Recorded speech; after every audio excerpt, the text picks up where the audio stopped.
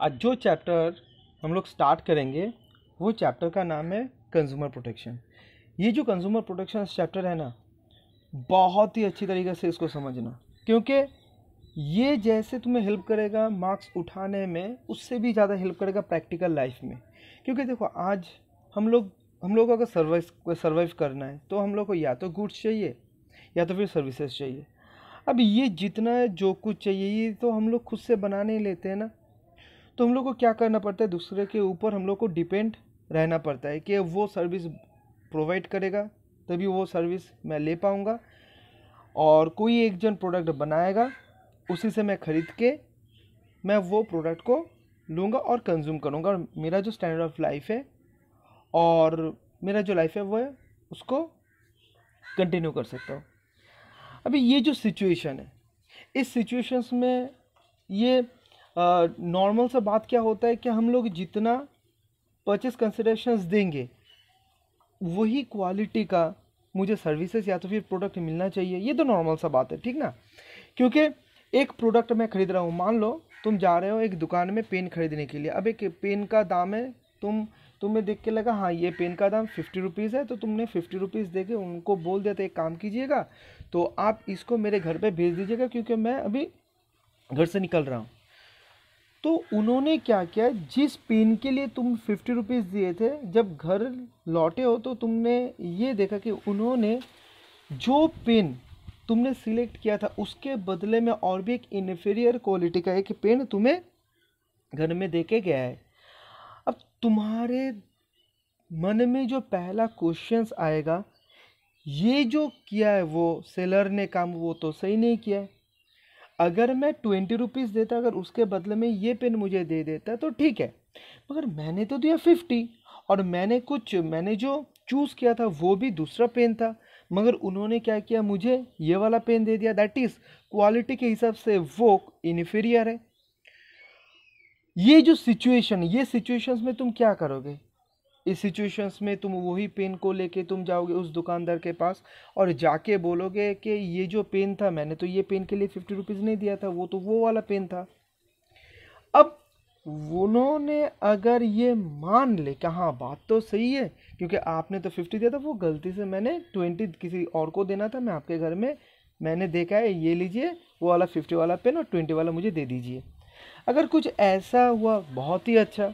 मान लो अगर सिचुएशंस ऐसा हुआ कि वो बोल रहे हैं ना, आपने तो 20 दिए, इसलिए 20 के बदले में मैंने ये 20 का पेन ही मैं आपके पास दे के आया। या तो फिर वो ये भी बोल सकते हैं कि मैंने तो आपके घर में 50 रुपीज़ का जो पेन आप चूज़ किए थे वही पेन मैंने दे के आया था, आप आके झूठ बात बोल रहे हैं कि ये 20 वाला रुपीज़ का पेन मैंने दे के आया। ये तो सही नहीं है।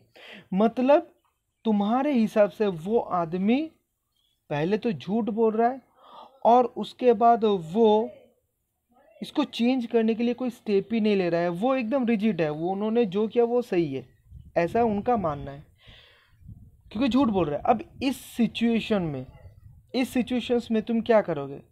ये 50 का पेन है, 30 डिफरेंस है, इसलिए तुम सोचोगे छोड़ो, आप अगर नहीं देंगे तो थोड़ी ना आपके साथ मैं झगड़ा करूँगा, तो वही 50 रुपीज़ देके 20 रुपीज़ का पेन घर में लेके आ जाओगे। भैया ये एक चीज़ सोचो कि अगर इस जगह पे एक 50,000 का चीज़ होता तो, मतलब 50,000 तुम पे करके आ गए हो, और उसके बदले में कुछ ये वाला इंसिडेंट हुआ जिसके कारण से तुम्हारा लॉस हो रहा है। इस सिचुएशंस में तुम क्या करते? वही एक ही चीज़ सोच के घर चले आते? नहीं आते ना। तो उस सिचुएशंस में तुम क्या करते? उस सिचुएशंस में क्या तुम उनके साथ मारपीट करते? अब मारपीट से क्या होता है, तो वो भी तुम कर नहीं पाते। अब इस सिचुएशंस में करोगे क्या करोगे? एक तो हो सकता है, मान लो जो झगड़ा करना नहीं चाहता है, या तो फिर मान लो किसी के पास उतना उतना कॉन्फिडेंस नहीं है कि मैं कोर्ट में जाऊँ, ये करूँ वो करूँ, थाने में जाऊँ, वो थोड़ा डरपोक किस्म का है, तो वो सोच लेगा ठीक है छोड़ो, 30,000 गया, और क्या कर सकते, उनका इमोरलिटी नहीं है, हम क्या कर सकते हैं। एक तो ये हो सकता है, और दूसरा एक जन हो सकता है कि जिसके पास कॉन्फिडेंस है, जैसे रोशन के जैसा कॉन्फिडेंस है, मैं तो ये मैं लेके ही छोड़ूंगा, मेरा जितने मुझसे जितना एक्स्ट्रा लिया है वो तो मुझे लेना ही है जैसे भी हो। तो सब तो रोशन के जैसा नहीं होता है ना, मैक्सिमम ही जो होता है छोड़ो यार, झमेला में नहीं जाना है, हुआ है और क्या कर सकते, यही मेरा नसीब में था, या ऐसा वैसा सोच के ये पूरा चीज़ को टाल देगा। अब ऐसे ही मैक्सिमम होता है, ठीक है। जो इकोनॉमी है, इकोनॉमी में जो कंज्यूमर लोग हैं उनका जो नेचर है मैक्सिमम यही नेचर का होता है। अब ये तो ट्रांजेक्शन्स हो गया, वो आदमी सोच लिया चलो 30,000 का तो एक्स्ट्रा बेनिफिट हो गया मुझे। मगर एक चीज़ अब लॉन्ग टर्म में सोच के देखो, ये जो चीज़ हुआ है लॉन्ग टर्म में कैसे सोचोगे। अब वही चीज़ मान लो ये जॉय था, कि छोड़ो 30,000 जो गया है, मैं थोड़ी ना किसी के साथ ये कर सकता हूँ, वो है कौन, जॉय। अब जॉय नेक्स्ट टाइम उस दुकान में जाने के लिए, नेक्स्ट टाइम वही चीज़ खरीदने के लिए वो 3 बार सोचेगा। पहले वो आराम से वो खरीद लिया था, मगर वो जब चीट हुआ है, उसके साथ जब चीटिंग हुआ है, उसके बाद से जॉय जब खरीदने जाएगा वो 3 बार सोचेगा कि मुझे खरीदना है, फिर से लॉस होना, फिर से चीट होना है या तो फिर नहीं होना है। अगर नहीं होना है तो मैं नहीं खरीदूंगा। वो ऐसे सोचते सोचते उसका जो मैक्सिमम डिसीजंस होगा वो यही होगा कि छोड़ो यार, नहीं चाहिए वो चीज़, मैं भूल ही जाता हूँ ऐसा कोई चीज़ है और मेरा ऐसा कोई रिक्वायरमेंट है, वो छोड़ देगा मन से। जब ये वाला थिंकिंग आएगा, बहुत अच्छी तरीके से स्टोरी को समझना, अब जब ऐसा थिंकिंग आएगा जॉय भैया के दिमाग में, तो वो क्या कर देगा, उस प्रोडक्ट का लिए जो डिमांड है वो कम हो जाएगा। अब मान लो मल्लिका भी जा रही थी वही प्रोडक्ट खरीदने के लिए, पहले बात हो गया जॉय से, जॉय ने क्या बताएगा, मल्लिका ये प्रोडक्ट मत खरीद ले, अगर तू खरीदेगा तो मेरा जैसा सिचुएशन तेरा भी हो सकता है। अब मान लो मल्लिका भी डरपोक जैसी किस्म का है, तो वो सोच रही है जॉय के साथ ऐसा हो गया, हो सकता है मेरे साथ भी हो सकता है, 30,000 का घाटा तो प्रॉब्लम हो जाएगा। तो जो मल्लिका भी सोचेगी छोड़ो यार, मुझे भी नहीं खरीदना है। अब क्या हुआ, एक कंज्यूमर चीट हुआ है और इसके कारण से ये स्प्रेड बहुत दूर तक हो गया। इससे वो जो प्रोडक्ट है, वो प्रोडक्ट का जो डिमांड है वो कम हो जाएगा। सुनना अच्छी तरीके से, वो प्रोडक्ट का डिमांड कम हो जाएगा। अब जब प्रोडक्ट का डिमांड कम हो जाएगा तब जो मिडिल मैन है, जो डिस्ट्रीब्यूशन चैनल में जो जन रहता है, that is wholesaler, retailer, dealer, ये जन का भी डिमांड कम हो जाएगा, क्योंकि जो अल्टीमेट कंज्यूमर, वो अल्टीमेट कंज्यूमर के पास तो ये प्रोडक्ट का डिमांड ही नहीं है, तो उन लोगों के पास और कोई नहीं जाएगा, कम हो जाएगा। ऐसे मल्लिका दूसरे किसी को बताया, वो दूसरे किसी को बताया, ऐसे करते करते वो प्रोडक्ट के ऊपर पूरा पूरी, या तो फिर वो जो दुकान है, एक ही दुकान है उस किस्म का एक एरिया में, वो दुकान का पूरा डिमांड ही खत्म हो जाएगा, रेपुटेशन खत्म हो जाएगा, कोई नहीं जाएगा उस दुकान में खरीदने के लिए। और कोई एक पेन खरीदने के लिए हावड़ा कोलकाता जाएगा भी नहीं, छोड़ो यार पेन से लिखना ही नहीं है, हम लोग 10 या तो फिर जो यूज एंड थ्रो पेन है उसी से हम काम चला लेंगे। तो इससे क्या होगा, जो चेन ऑफ डिस्ट्रीब्यूशंस में जितना जन काम करके खुद का पेट चलाता है, उनका थोड़ा बहुत रेवेन्यू कमेगा, क्योंकि उनका काम कम हो जाएगा, डिमांड नहीं है तो क्या बेचेगा। और साइड बाय साइड जो मैन्युफैक्चरर है उनके ऊपर भी ये इम्पैक्ट आ जाएगा, क्योंकि वो प्रोडक्ट ऐसे ऐसे, अगर ये कोई रिपोर्टर ले ले तो अगर ये स्प्रेड हो जाएगा तो बहुत बड़ा इम्पैक्ट आ जाएगा इसमें। तो इससे क्या होगा, जो मैन्युफैक्चरर है उनका जो प्रोडक्ट का डिमांड है वो भी कम हो जाएगा, ठीक है। तो इससे क्या होगा, जो कैपिटल इन्वेस्टमेंट से जो एम्प्लॉयमेंट जनरेट होता है, क्योंकि प्रोडक्शन ज़्यादा होगा तभी ना वो कंपनी आदमी को रखेगा काम करने के लिए। तो जब जो कंपनी है, वो कंपनी का जब प्रोडक्शन है वो कम हो जाएगा, क्योंकि मार्केट में डिमांड ही कम है। तो उस सिचुएशंस में प्रोडक्शंस घटाना होगा, जब प्रोडक्शंस घटाना होगा तो ऑटोमेटिकली क्या करना है, जो एक्सेस लेबर तैयार हो जाएगा, डिस्गाइज्ड अनएम्प्लॉयमेंट, उसको हटा देगा कंपनी से। अब क्या होगा, इकोनॉमी में अनएम्प्लॉयमेंट का जो कंडीशंस है वो बढ़ जाएगा। और हम लोग क्या जानते हैं कि अगर इकोनॉमी में अनएम्प्लॉयमेंट ज़्यादा होगा, कौन सा अनएम्प्लॉयमेंट?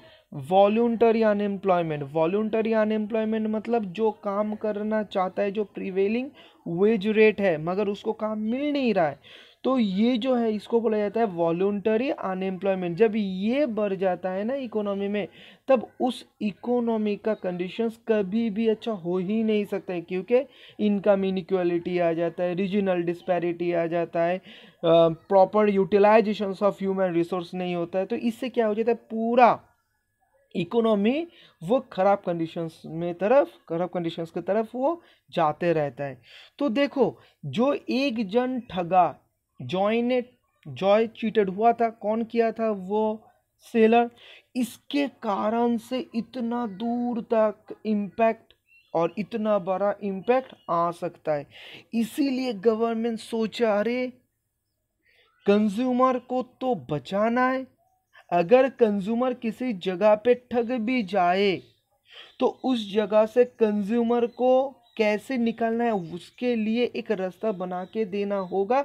या तो फिर ऐसा कोई सिचुएशंस तैयार कर देते हैं ताकि ये सेलर लोग या तो फिर मैन्युफैक्चरर लोग 2 बार 3 बार सोच ले एक बार कि मुझे ठगना है या तो फिर नहीं है। क्योंकि अब कंज्यूमर को बचाने के लिए, उन लोगों का इंटरेस्ट को बचाने के लिए गवर्नमेंट ऑलरेडी एक लॉ बना के रखा है, जिस लॉ का नाम है, जिस एक्ट का नाम है कंज्यूमर प्रोटेक्शन एक्ट। कब आया था ये? 1986 में। तो ये जो एक्ट है, ये एक्ट का जो बेसिक ऑब्जेक्टिव है, ये बेसिक ऑब्जेक्टिव क्या है? कंज्यूमर लोगों को सेफगार्ड प्रोवाइड करना। सिंपल सा चीज़ है, ठीक है। इसीलिए ये चैप्टर तुम लोगों को नंबर स्कोर करने में तो हेल्प करेगा ही, मगर मैं चाहता हूँ ये चैप्टर को तुम लोग प्रैक्टिकल अप्रोच में पढ़ो और इसको सीखो कि अगर कोई सेलर या तो फिर मैन्युफैक्चरर कोई तुम्हें ठग ले, उस सिचुएशंस में कैसे तुम स्टेप ले सकते हो। तो अगर रोशंस मुझे पूछेगा कि भैया इस जगह पर भी तो जॉय को जाके किसी जगह पे केस फाइल करना है तभी ना उसको पैसा मिलेगा, नहीं भैया। जो दो चीज़ होता है ना, एक होता है कोर्ट और एक होता है ये कंज्यूमर प्रोटेक्शंस का जो एक कोर्ट जैसा ट्राइब्यूनल है, ये दोनों में बहुत डिफरेंस होता है। क्योंकि कोर्ट में जो लीगल चार्जेस होता है बहुत ज़्यादा होता है, मगर ये जो कंज्यूमर प्रोटेक्शंस एक्ट के अंदर में जो जॉय वो स्टेप लेगा इसके अगेंस्ट में, सेलर के अगेंस्ट में, 1 लाख तक अगर जो चीटेड अमाउंट है अगर 1 लाख का हुआ तो उसके लिए सिर्फ 100 रुपीज़ ही पे करना है जॉय को। और बहुत ही सपोर्ट करते ये कंज्यूमर प्रोटेक्शंस एक्ट के अंदर में जितना भी तुम्हारा एम्प्लॉयज़ रहता है गवर्नमेंट, वो बहुत ही कोऑपरेटिव माइंड का होता है कि कंज्यूमर को बचाना है। तो इस जगह पे कंज्यूमर थोड़ा हेल्प, उन लोग का थोड़ा फेवरेबल एनवायरनमेंट मिल जाता है, ठीक है। इसीलिए ये सब बेनिफिट कंज्यूमर को मिलता है। इसीलिए ये जो सेलर है, मैन्युफैक्चर, ये लोग थोड़ा इस एक्ट से बच के रहते कि मुझे ऐसा कुछ काम नहीं करना है कि ये वाला झमेला मेरे ऊपर आ जाए, ठीक है। तो ये चैप्टर का जो मेन बात है कंज्यूमर प्रोटेक्शंस, ये कंज्यूमर प्रोटेक्शन चैप्टर का नाम और पर्पस ये हम लोग को समझ में आ चुका है, ठीक है। और इसका जो एक्ट है ये कब, कौन सा एक्ट, इसका नाम क्या है? कंज्यूमर प्रोटेक्शंस एक्ट 1986, ठीक है। हम लोग क्या करते हैं, जो क्वेश्चन बैंक है ना वो वाला पोर्शंस को पहले समझ लेते हैं, उसके बाद जो मेन सेक्शन है उसमें आ जाएंगे। देखो, explain the need for consumer protection from the point of view of consumer. जॉय के पॉइंट ऑफ व्यू से कंज्यूमर प्रोटेक्शंस का ज़रूरत क्या है, need for consumer protections from the point of view of consumers. देखो, the need for consumer protections from the consumers point of view is as follows. First क्या है, consumer ignorance. Most of the consumers are not aware of their rights and relief available to. ये पूछना, किसी को पूछ के देखना, उन लोगों को पता ही नहीं कि कंज्यूमर को प्रोटेक्ट करने के लिए एक अलग से एक्ट है, ठीक है। It is therefore necessary to educate them and create awareness among them. इसलिए उन लोगों को एजुकेट करना और उन लोगों के मन में ये अवेयरनेस क्रिएट कर देना कि अगर तुम किसी जगह पे परचेस करने के समय ठग जाओगे तो उस समय तुम उस जो चीटेड हुए उसके अगेंस्ट में तुम स्टेप ले सकते हो अंडर दिस एक्ट। तो जैसे हम लोग सीख रहे हैं कि कैसे ये सिचुएशंस, ये हम लोग को पावर देता है, कंज्यूमर लोगों को पावर देता है, ये कंज्यूमर प्रोटेक्शन एक्ट 1986 वही बोल रहा है कि एजुकेट देम। तो हम लोग कंज्यूमर है तो ये एक्ट हम लोगों को एजुकेट करता है कि क्या कौन से सिचुएशंस में स्टेप लेना है और किसके पास जाके ये स्टेप हम लोगों को अपील करना, स्टेप लेने के लिए अपील करना है, ये इसके लिए हम लोगों को एजुकेट करना है, ठीक है, एजुकेट होना है। उसके बाद unorganised consumer, there is a need to organise consumer in the form of consumer associations who may take care of their interest. Adequate protections of consumers is needed till these associations are able to protect and promote the interest of consumer। देखो unorganised consumer मतलब consumers के point of view में जो cooperative society था ना कि एक organisation है वो तो एक ऑर्गेनाइज था, मगर ये क्या अनऑर्गेनाइज, मतलब ये कोई एक्ट के अंदर में ये फॉर्म नहीं हुआ है, तभी भी कोई एक ऑर्गेनाइजेशन फॉर्म हुआ है जो कंज्यूमर लोग मिल के वो कमेटी को बनाया, तो वो ये कंज्यूमर प्रोटेक्शंस एक्ट के अंदर में जो कंज्यूमर लोग का इंटरेस्ट है वो प्रोटेक्ट करने के लिए जो भी स्टेप लेना है, जो भी एक्शंस लेना है वो लोग ले सकता है, ठीक है, unorganised consumers. Third, wide spread exploitations of consumer, unscrupulous and unfair trade practice such as defective and unsafe products, adulterations, misleading advertising, hoarding and black marketing are widespread. Consumers require protections against such malpractices। अब देखो ये जो malpractices में जो खराब काम हो रहा है, कंज्यूमर लोग पैसा दे रहा है, उसके बदले में उस पैसा से जो भी क्वालिटी उन लोगों को मिलना चाहिए वही क्वालिटी देना चाहिए सेलर लोगों को, मगर सेलर लोग क्या कर रहे हैं, सेलर लोग माल प्रैक्टिसेस कर रहे हैं। माल प्रैक्टिसेस मतलब होता है कि जो एडवर्टाइजमेंट दे रहा है वो मिसलीडिंग है, वो सही नहीं है, जो चीज़ दे रहा है वो ख़राब है, जो चीज़ दे रहा है वो अनसेफ है, कोई भी एक्सीडेंट हो के बहुत नुकसान हो सकता है कंज्यूमर लोगों को। तो ऐसा जो भी प्रैक्टिसेस चल रहा है मार्केट में वो सब प्रैक्टिसेस को प्रैक्टिसेस से प्रोटेक्ट करने के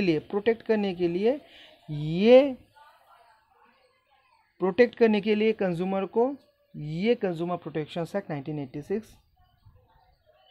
फ्रेम किया गया है। तो इसीलिए बोल रहा है कि explain the need for consumer protections from the point of view of consumers के पॉइंट ऑफ व्यू से ये कंज्यूमर प्रोटेक्शंस एक्ट 1986 क्यों ज़रूरत है। पहले कंज्यूमर इग्नोरेंस, उन लोगों को पता नहीं है, जॉय को पता नहीं है, तो ये एक्ट आया क्यों, कंज्यूमर लोगों को बताने के लिए, एजुकेट करने के लिए, अवेयरनेस क्रिएट करने के लिए। Second, unorganised consumers, there is a need to organise consumers in the form of consumer associations who make take care of their interest. और एक क्या है कि कंज्यूमर लोग का एक अनऑर्गेनाइज्ड एक कमिटी तैयार हो रहा है, तो उन लोगों का काम क्या है, जो कंज्यूमर है उनका इंटरेस्ट को इंटैक्ट रखना कि किसी जगह से कोई मेंबर ठग ना जाए, तो इंटैक्ट रखने के लिए ये ऑर्गेनाइज्ड कंज्यूमर ये तैयार किया गया है। इसके जो काम होगा इस एक्ट को यूज़ करके कंज्यूमर लोगों को बचाना है, सेव करना है, प्रोटेक्ट करना है। और wide spread exploitations of consumer, जो बहुत तरीक़ा से कंज्यूमर लोगों को एक्सप्लॉयट किया जा रहा है, तो वो एक्सप्लॉयटेशन से बचाने के लिए ये जो एक्ट है ये एक्ट फ्रेम किया गया है। तो ये हुआ कि कंज्यूमर प्रोटेक्शन एक्ट 1986 लाने का कारण from the point of view of consumers.